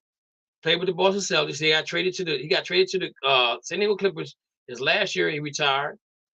Football, my favorite player is Marshall Faulk. He was the dude. My favorite baseball player was Rahul Mondesi and Dusty Baker. those are my favorite players. But when they left my team, I still followed them, but I didn't like the team. I wouldn't cheer for the team they went to because I was more of a team player. I like to win titles. I don't like the individual stats because, like, again, I think when you do individual stats, that's for your accolades to get you in the Hall of Fame and any Hall of Fame that you want to go into. Correct. Exactly. You know what I'm saying? Great point. It's just that's just how I am. That's how I am. You know, I just don't. And the younger people today, they want to talk about LeBron James and I get that point. I said, yeah, I get your point. But if you can't talk about the 60s, the 70s, the 80s, and 90s, then you're missing that. You're missing some of the greatest basketball that ever been played. You're missing some of the greatest basketball that ever been played. The Boston Celtics played the Phoenix Suns in the double triple overtime in the playoffs in the NBA Finals. Boston thinks they win the game. JoJo White goes in and cuts the tapes off his ankles, and he's icing his feet. They say, "Yo, the game ain't over. They made the shot." So now he got to come back up, lace his sneakers back up, and come out and play without no tape on his ankles. You know, things like that. Was that the 76? That was 1976 when they played the Phoenix Suns. Mm-hmm. Paul Westbrook got traded for Charlie Scott. And Paul Westbrook went to Phoenix and was eating Charlie Scott for lunch. He knew what type of food he was drinking, and what food he was drinking, what drink he was drinking, what the food tastes like, everything. You know what I'm saying? You go back and you look at this. You look at the 83 1983 Philadelphia 76ers, where Dr. J comes in with that tremendous hook dunk. Man, we don't see that no more. That's that stuff that these young kids don't see no more because they don't want to look at it because they're so fascinated by what LeBron James is doing. I'm not saying LeBron James is not great at what he does, but come on, Dr. J was LeBron before LeBron was. Anybody know who George Gervin, right, the Iceman is? That's slippers. Yo, this dude was the slickest guy on the court. I'm telling you. And yo, he never sweated. He never sweated on the court. He did 1,000. His practice was 1,000 everything. Left hand, right hand, jump shot, layups, everything. If you watch him play, if you think I'm lying, people, go out there and Google him and watch how smooth he was on that court. Everything came easy to him. Everything came easy to him. David Thompson, who could jump out the gym, took quarters off the backboard, the top of the backboard. I'm telling you things I saw, and I'm not saying the NBA is not what it is. The NBA is not great right now, but to me, the NBA is more entertainment than it is a sport. And I think we get lost in that because if it's entertainment, then somebody can dictate how the game is being won or lost. If it's entertainment, if it's a game, let the players make the decisions. Don't call a foul at the end of the game, knowing that the team's down by 1, and you call a foul. Let them play through it. And if you know what I'm saying, it is what it is. You know, guys, that's just my point on that right there. Anybody else got any takes again on this before we move on to the next topic? Anybody? Okay. So next topic we're gonna talk about is the defensive back for the Miami Dolphins. And I'm gonna read this to you guys, right? And this is very interesting because going forward, I want to see how you guys feel about this. And and once I get done talking, everybody's talking. I'm gonna tell you a story about me and my son. Dolphins quarterback Brian Jones says he can't run or jump and begs young players not to take the injections. Brian Jones was well on his way to having a prominent NFL career since being drafted by the Dallas Cowboys in 2015. As a versatile defensive back that could play either corner or safety, Jones landed himself a major deal with the Miami Dolphins in 2020. Jones secured a bag for 5 years, $82 million contract, and was preparing to establish himself as a critical part of why the Dolphins defense was successful alongside Mr. X, Howard. Unfortunately, as it is with many other star players around the league, injuries stifled Jones's career. The defensive back reportedly missed all of last season due to suffering an Achilles tendon injury. Jones took to Twitter to quote tweets an old video post by the NFL. The video is in question was Jones' performance of NFL combines, calling him Mr. Broad Jump. Much has changed in 8 years. Today, I can't run or I can't jump because my injuries sustained in this game. Don't take the pills they're giving you. Do not take the injections they're giving you. If you absolutely must, consult an outside doctor to learn long-term implications. The man didn't stop there. Jones followed up with an initial tweet with the comment down below. He made it crystal clear that all the wealth and fame he got is not worth the significant injuries he now suffers, but also still has to deal with. It was an honor and a privilege to play in the NFL, but it came as a regrettable cost. I did not foresee, in my opinion, no amount of professional success or financial gain is worth avoiding chronic pains and disabilities.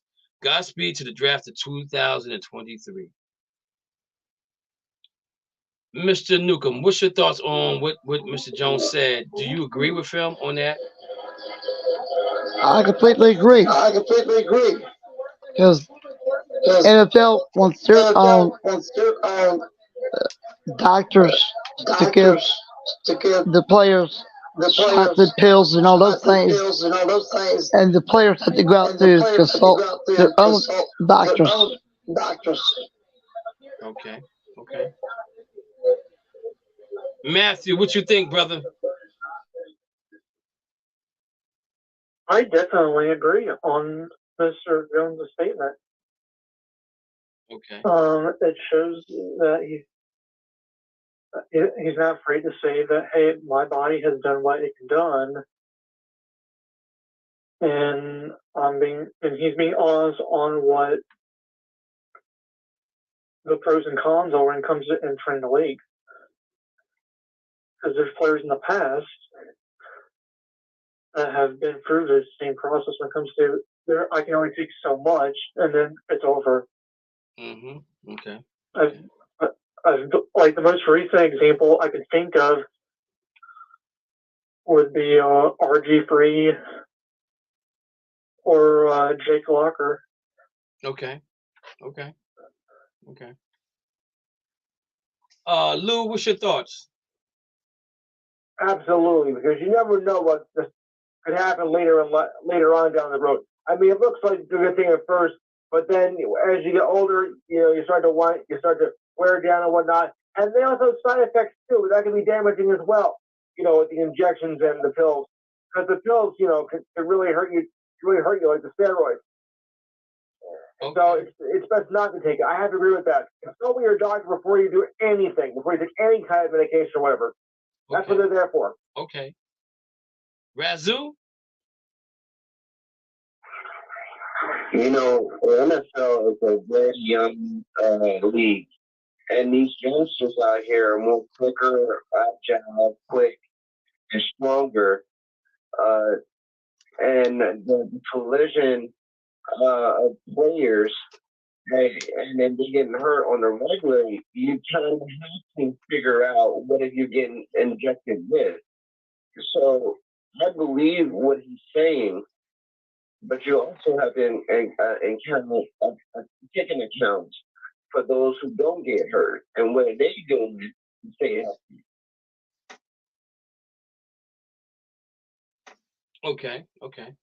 All right, so now I'm gonna ask you guys a question. If you had a son, would you let him play football now? Mr. Newcomb, would you let your son play football? No, sir. Okay. Lou, would you let your son play football? I would. I think after his decision, it is a more dangerous game than it was when we were young, but that's his decision. I would support him all the way. And if he doesn't want to play, that's fine too. The decision is his. Matthew.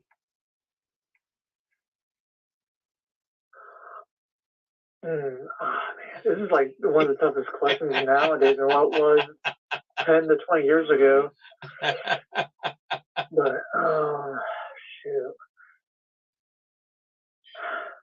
I want to say yes. Okay. Just because I feel like now, like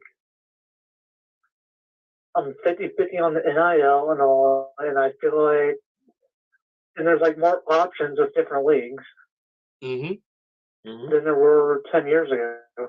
Okay. Okay. Razoo, you gonna let him play?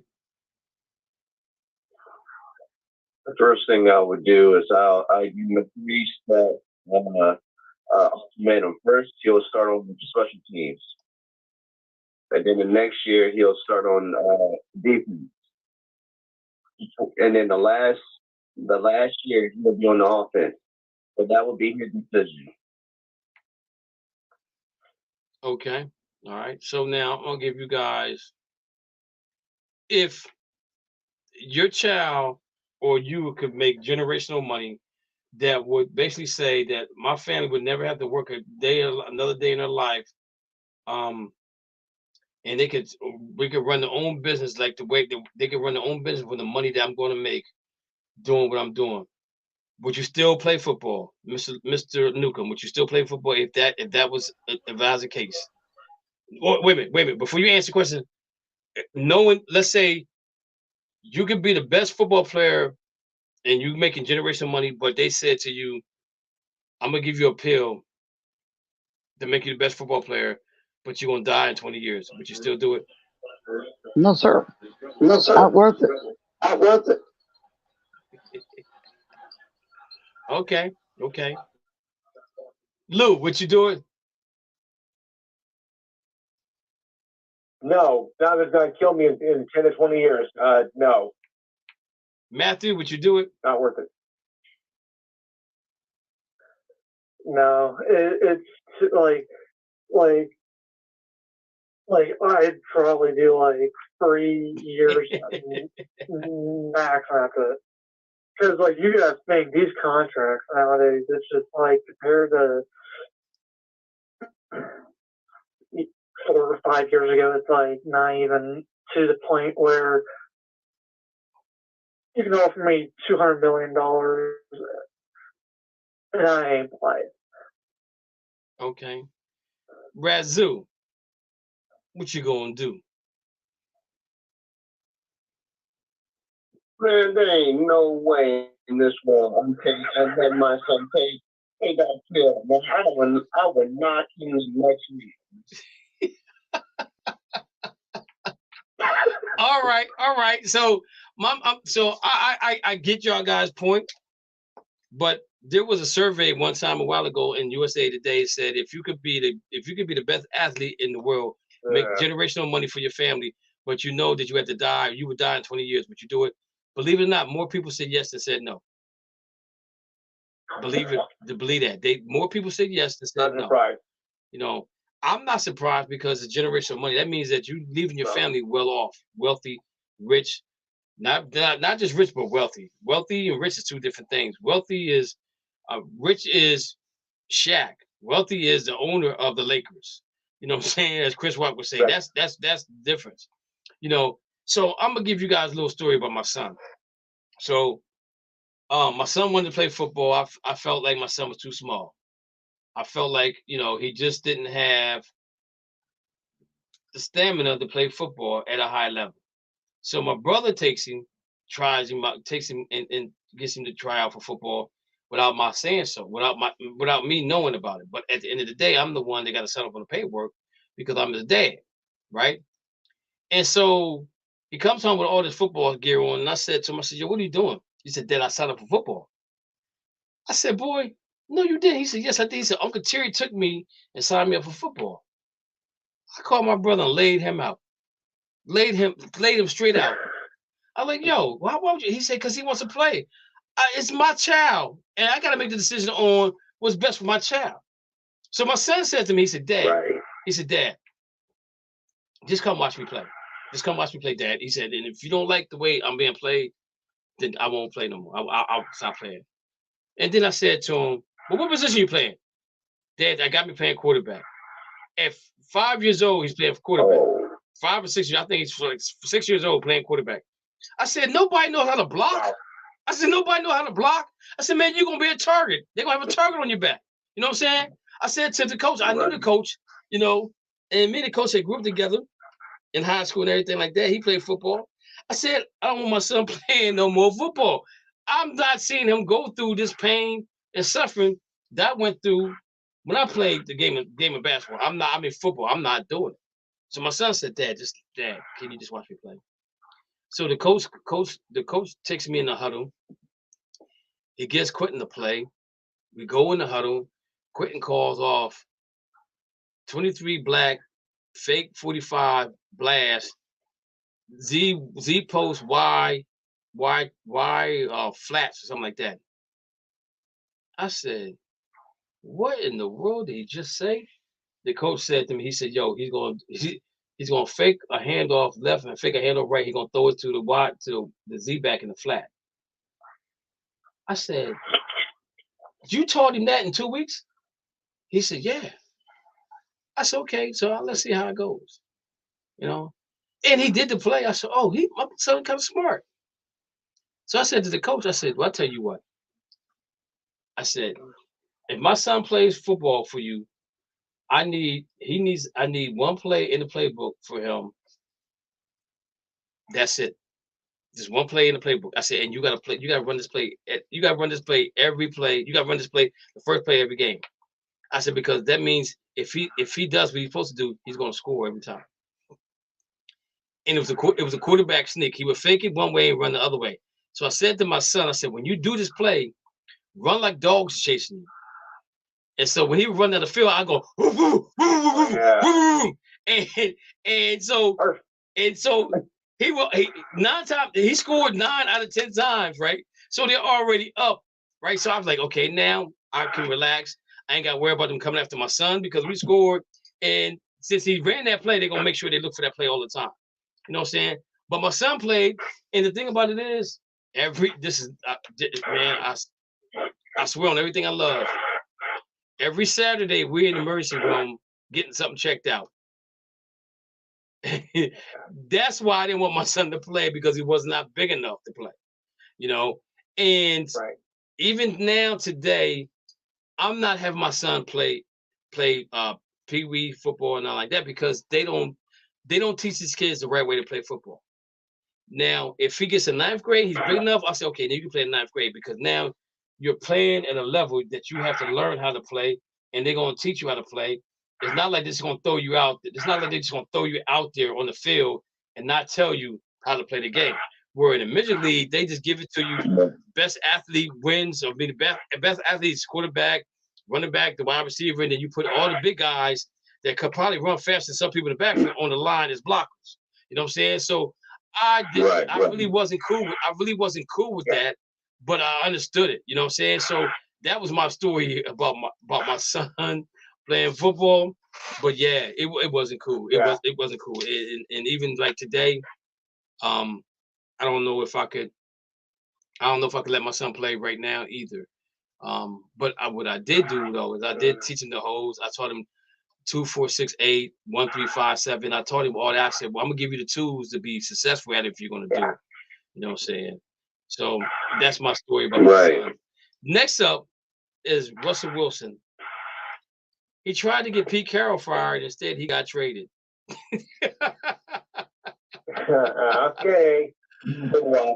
Matthew, talk about it. Tell me what happened here. I know you're a Seahawks fan, right? Yes, I am. Come on, tell me what's going on here. What was Russell Wilson's up to, man? Come on, talk to us. Tell us what's going on here. Now, once upon a time in Wilson world,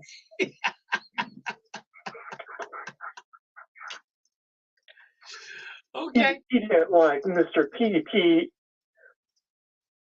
and his higher up, so he tried to get him fired. But the fans were like, "Nah, we don't need you. We need your gun. You got too much cap. Let's see if it's about playing." So they sent him down to Denver. So let me And we got let me ask you this question. picks and players. So let me ask you this question. So was Russell Wilson really hated on that team, or was it just what the writers was writing about?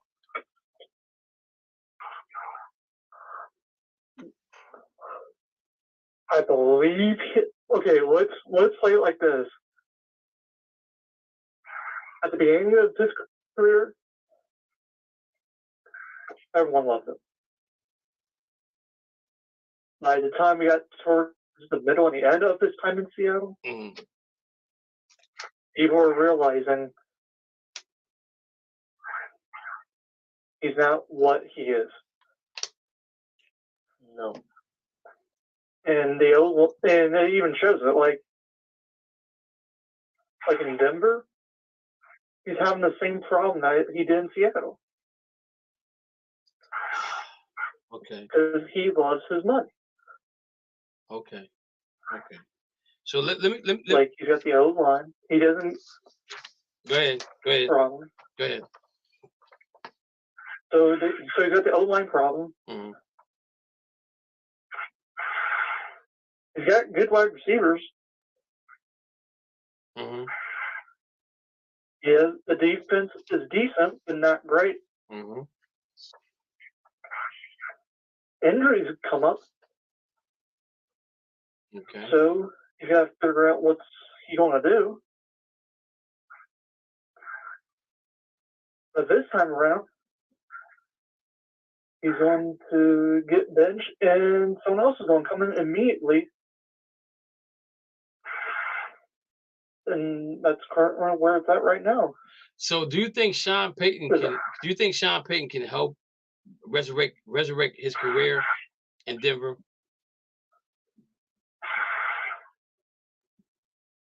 Honestly, I think him and Payton are just going to go at it. Like, that locker room's going to be like, I wasn't traded, or we're buying out his contract immediately. Because I don't see the agreement unless someone in that locker room can get interest on both of them to agree on stuff. Okay. So, and this is the crazy part, guys, is that when Russell Wilson tried to get Pete Carroll fired and Jim fired, guess who he wanted to be the coach up in Seattle? Sean Payton. So he kind of got his wish. He just ain't in Seattle. And Warren Moon said it best with him. He said he left Seattle to be a quarterback that stands in the pocket. But he's so short, and his offensive linemen are much taller than him, he's not going to be able to be the best pocket quarterback that he possibly can be. So he said the reason why he's so successful in Seattle is because he rolled out and threw the ball. He had quick feet, and he was willing to run sometimes, every now and then. You know what I'm saying? But now it's a whole different story. Yeah. It's a whole different story in Denver now because he's in Denver. He wants to be a pocket passing quarterback. And let's think about it. Sean Payton had Drew Brees, who was 6 foot, maybe 5'9", maybe 5'9", as a quarterback out of Purdue, slinging that rock down the field. Slinging that rock. Won a Super Bowl with that guy. Yeah. You know what I'm saying? So can Sean Payton resurrect his career? I think he can. But the thing about it is that now Russell Wilson don't have his man cave no more. He don't have his private jet. He can't leave and go to his wife's concert day before a football game. And my thing is, how do you as a leader do that kind of trash? This is why he wasn't respected in Seattle, because he did things that was not normal for a leader to do. As a leader, you set the example. You set the bar here and you keep the bar here, right, and you rise to that bar. You don't put the bar here for everybody else and put my bar down here. No, you don't do that. You know what I'm saying? And this is why they wanted him out of Seattle. Now he's at Denver. He gets a head coach who's never been an offensive coordinator. Excuse me. He was Aaron Rodgers' offensive coordinator, but he didn't call the plays. I don't understand that one. I'm confused. Well, Mike McCarthy called the original plays in Green Bay. Exactly. In Seattle, the OC called majority plays, and then you had the head coach that disagreed to it. What I don't understand though is that I don't know what Elway is doing in Denver. You bring in the head coach who's never been a head coach before. He's been an offensive coordinator who doesn't call plays for Brett Favre. Then you go out and trade. You try to get Aaron Rodgers. You try to get Aaron Rodgers to come to Denver. It doesn't happen. Then you go out and give all this money to Russell Wilson, who's to me, he's over the cliff. You know what I'm saying? Or he's teeter-tottering on the cliff right now. I don't see him getting no better with Sean Payton there because it's gonna take him a year to get his offense down pat. You know what I'm saying? And maybe Sean Payton don't have a year to waste on Russell Wilson. I would not totally be surprised if I see Denver draft the quarterback of the future on that team with Sean Payton, because Sean Payton gonna be there for a minute. And we know Sean Payton can get it done because look at Drew Brees, who won a Super Bowl, who should have been at more than one Super Bowl in his lifetime. But certain things happen that he don't get there. But again, he's always with Sean Payton and Drew Brees. They were always competitive. They were always in the playoffs. They was always in the AFC Championship game. They was always had the opportunity to get to Super Bowl to win another Super Bowl. I don't know if Russell Wilson has that it factor like Drew Brees. But we're going to find out this year what type of person Russell Wilson is going to be. He has some offensive weapons. He has a decent offensive line. He has a really good defense. You know what I'm saying? They got some draft picks. Let's see how they do. Let's see how they do with the draft picks. Let's see how they do in free agency. I don't know who the running back is. I don't know if the running back still staying or going, whatever the case. But I don't know what's going on with that right there. But Sean Payton, if anybody can fix it for Russell Wilson, it got to be Sean Payton. He is that dude. Because I know when Sean McVay was talking about retiring, I was hoping that Sean Payton came to LA and took over. But McVay said, I'm not leaving the team like I left him this year. We coming back. We're gonna try to win this another Super Bowl next year. We're gonna stay healthy. We're gonna do this. We're gonna do that. We're gonna do all these things. You know what I'm saying? So I get it. Right. Next thing up, guys. Right. Aaron Rodgers. I mean Brett Favre. I mean Aaron Rodgers. I mean Brett Favre. I mean Aaron Rodgers. I mean Brett Favre. Is there a difference? Is there a difference in either or? No. Is there a difference in either or? I mean, kind of. There is a difference. What's the difference? I mean, he doesn't throw as much of the interception as Brett Favre does. True. But they both mirror each other as far as going on with their careers, or staying in Green Bay. Yeah. The word in Green Bay right now is the GM said they're ready to transition from Aaron Rodgers to Jordan Love. To say that means that they're ready for Jordan Love to take over. And they're not mad if Aaron Rodgers wants to leave and go somewhere else. But the thing about it is they just get Aaron Rodgers all this bank, all this cheese. They gave him, as they say, generational money. And so now how they going to get rid of that generational money? They're going to cut him? They can't cut him because he's guaranteed so much money. Yeah. If they trade him, they got to eat some of the money. You know, so Aaron Rodgers have him over the barrel. He won 2 MVPs back to back to back. And that right there would solidify them giving him the money that he wanted. Now, can he come back and start where he left off at the end of the season? They lost to Detroit Lions in Green Bay, if I'm not mistaken. The Detroit Lions, they lost to them. Yeah. That game, if the Green Bay Packers win that game in the playoffs, he loses. Is that a sign to say that going forward, they're not going to be competitive? Is that a sign that says that maybe it's time for me to move on to higher pastures? And let's think about this, guys, when it comes to Aaron Rodgers. The teams that won him, does he make them continue? Do he make them a Super Bowl contending team? The Jets, I don't think so. I think the Jets are still a third best team in that division. The Raiders, I think the Raiders still are not a good team. They still have some issues they got to deal with. Tampa Bay Buccaneers, I think they have their team that could make it to the Super Bowl with Aaron Rodgers. Who else out there? Who else is out there? Who else is out there? I don't know. I'm just thinking right now off the top of my head. Dallas has Mike McCarthy. Oh, he ain't going to Dallas. Dallas not going. He ain't going to Dallas. If he goes to Washington, does that make them contenders for Super Bowl? Razoo? Yeah, of course. So that makes. Do you think that make does that make the Washington Commanders better than the Eagles? Does it make them better than Dallas? Does it make them better than the Giants?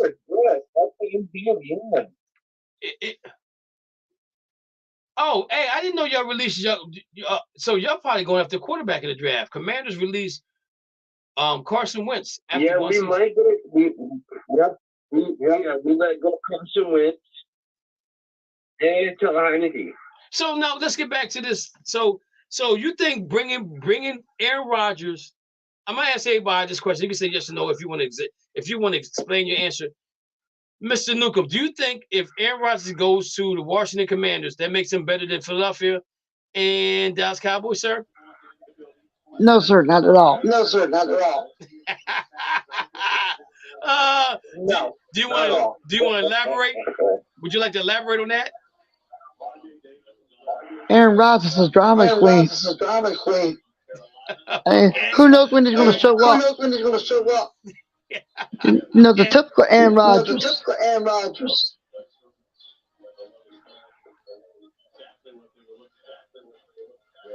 Okay. Well, I mean, Lou. Let's be wait a minute, Lou. No, not all. Matthew.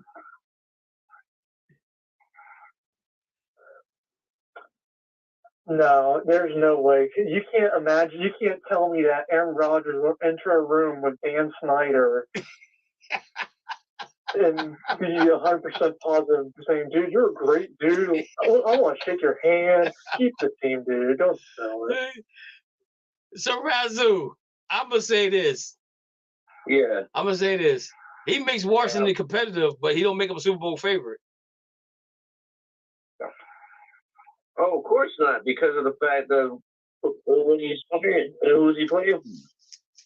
Well, I'm just saying. You said he's gonna make them Super Bowl. He's gonna make them Super Bowl competitive. Now I'm gonna say this to you. If he were to go to the Redskins, to the Commanders, he might be able to coerce top free agent wide receiver, top tight end, top running back to come there and help build that team to be competitive. I think he does that. I really do think, because if they got an opportunity to play with Aaron Rodgers, because Aaron Rodgers has never had, the Green Bay Packers have never drafted a skill position player for Aaron Rodgers, which I think is pathetic. I really think that's pathetic. You get Aaron Rodgers some wide receivers and running back and a good tight end, I think he can do something with them. But the thing about it is that go ahead. Here's the thing.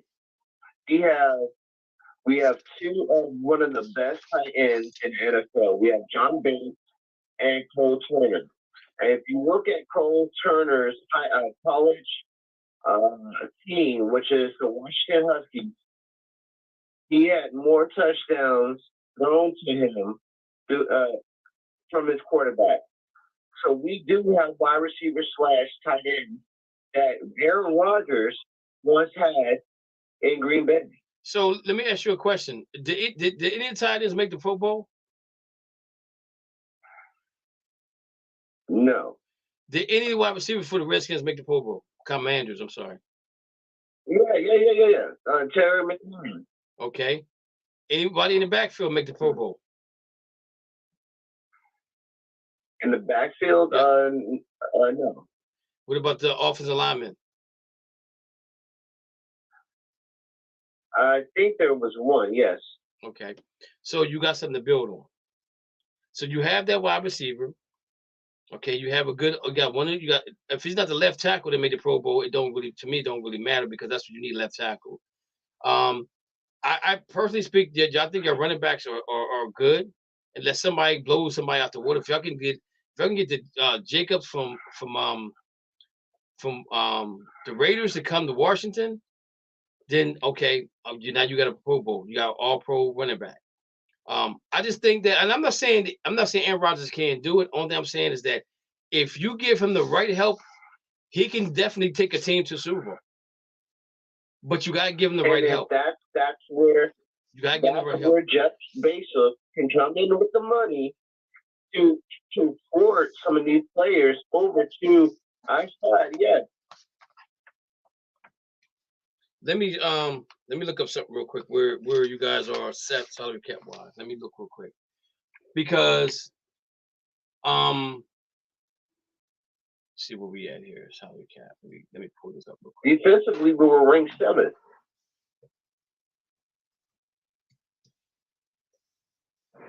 See, I'm gonna say this to you. I don't look at that stat for the simple fact that whole division had the easiest schedule going forward last year, where you guys had an opportunity to make the playoffs, and you let my Cleveland Browns beat y'all. So that's why I don't look at. Now I'm looking at I'm looking at Washington. I'm looking at Washington's cap space right now. Washington's number 7. They got $30 million in cap space, and if the salary goes up, they probably can add on another $4 to $5 million. Now the problem with that is you got the New York Giants that got $40 million. They're in front of you. Y'all the only 2 teams in that division they got salary cap room. So that's a possibility. We sitting there talking about it, but the thing about it is that if you get Aaron Rodgers, he's gonna eat up some of that salary cap because he's guaranteed a whole lot of money. I mean a boatload of money that he's guaranteed. Let me go to. we're gonna have to pick up the Green Bay tab. Yes. Oh my God, yes. And depending on what you get, depending on what you're gonna give up to get him is an issue within itself. So let me look at this here. Aaron Rodgers. Target. Aaron Rodgers is he's 13.9. He's 13.97% of the cap. Okay. Aaron Rodgers dead cap money is $99 million. His cap hit is $31 million. All right. So the little 40 that you guys had, or 34, he's gonna eat all that up. You know what I'm saying? He's gonna eat all that up. So that means that no free agents are gonna be able. You can afford any free agents to come there. So what you got to be betting on. What you got to be betting on is that you eat up some of his contract and you give him some draft picks to go to Green Bay to bring him in there and ask him to do say let's reconstruct your paycheck because we want to bring in some other players that's gonna help you win the Super Bowl. He gonna say yeah or no. But our real target is Derek Carr. I know Derek Carr is your real target, but I think Derek Carr might end up in New York, the Jets. I think it's gonna be the Jets. You know what I'm saying? But the thing about Brett Favre is, Aaron Rodgers. Brett Favre. Aaron Rodgers. Brett Favre. There's no difference. They're both prima donnas anyway. You know what I'm saying? The only difference between Aaron Rodgers is the only difference between Aaron Rodgers is he don't owe nobody no money for the pandemic, and Brett Favre did. Oh my God! Right. Hey guys, it's my time is up for the night, man. I had a great time with you guys on the line with me. Matthew, thanks for calling in. Right. Mr. Newcomb, thank you for calling in, coming on the show, man. It was great finally seeing you. I can't wait to see you with that shirt on, though. You got to put that In the Zone shirt on so we can see how it looks on you. Razoo, it was a good surprise having you on the show tonight. I don't know what made you come on, but I'm glad you came on. Yo, I promise you, because last time I was supposed to be on, but I didn't show up, and I'm here, bro. It's good. It's all good, brother. It's all good. I don't have a problem. I don't have a problem talking for 2 hours, but I love to talk to other people for 2 hours instead of talking to myself. Because when you talk to yourself for 2 hours, you answer. Some people may think you're crazy. Yeah, I get that too. Right. Oh my God. Oh my God, man! It was a ball, man. I hope to see you guys next Monday again at the same time, doing what we do, how we do what we do. I think Mr. Newcomb probably will be a permanent person for us. Also, Lou, I you know, if you on the line, let Mr. Newcomb know when your show is and how he can get in contact with you. Maybe he wants to call your show as well. Simple. Mr. Newcomb, my show is on 4 to 6 p.m. on Saturdays Eastern Time, called the Enhanced Sports Show. The number to call is 512-543-4662.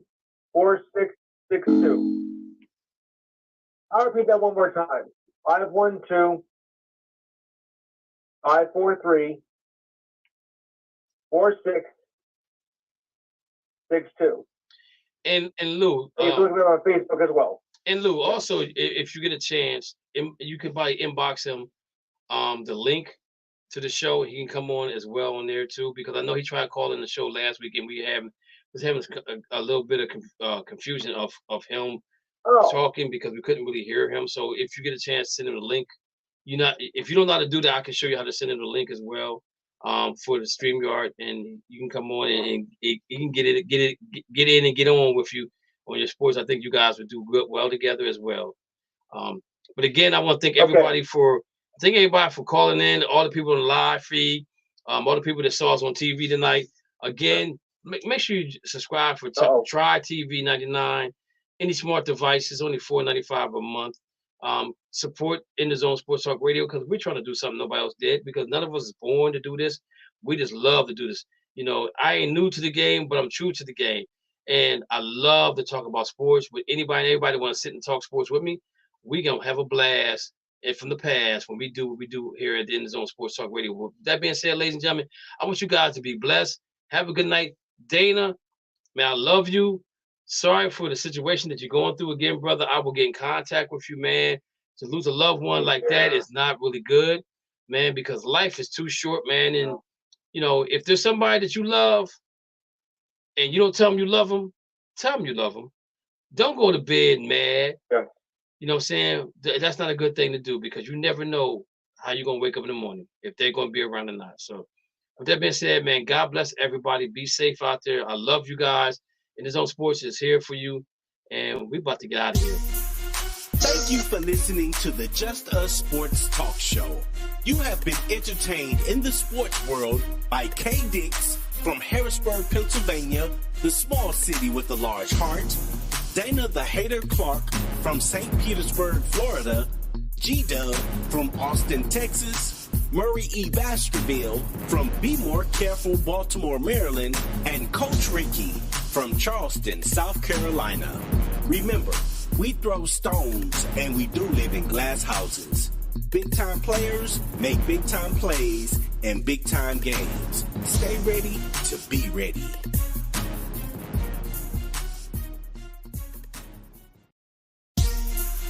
Thank you for listening to the Just Us Sports Talk Show. You have